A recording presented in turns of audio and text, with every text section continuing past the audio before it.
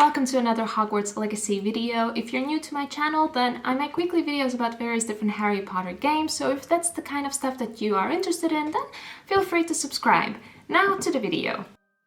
So we've got a lot of spells to look forward to in Hogwarts Legacy, as well as multiple ways of using them. So let's do a quick rundown of all the spells that we know of so far that are definitely going to be in the game, going from the most harmless to the most devastating. So to kick things off, we've got our favorites, Lumos, Reparo, as well as Wingardium Leviosa. These are most likely spells that we'll be able to use at different capacity throughout the gameplay and are, well, let's be honest, not very damaging, except maybe for the Wingardium Leviosa, of course. But now let's switch to the spells that we can actually use in dueling. So Protego is a shield charm, speaks for itself, more about protecting ourselves rather than causing any real damage. And within that same category, we can probably also put Expelliarmus, even though it is the spell that technically killed Voldemort. There's several spells that we can use to stun or at least slow down our enemies, such as Stupefy, Petrificus Totalus, which is full body bind,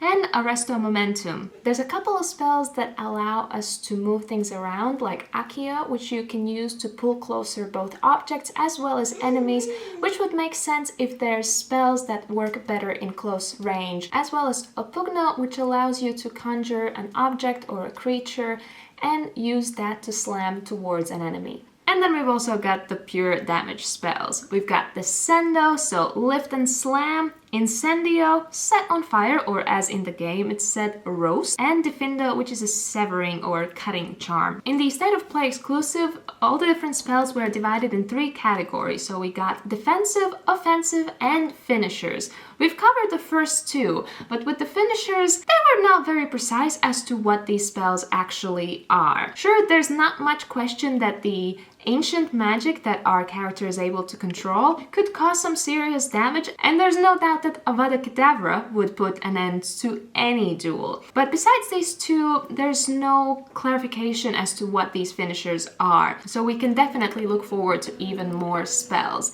There's a bit of a teaser in the gameplay where you can see the charms class and the entire wall is covered in various different incantations. Are those just little Easter eggs and references, or are they actual spells that we'll be able to learn? Who knows?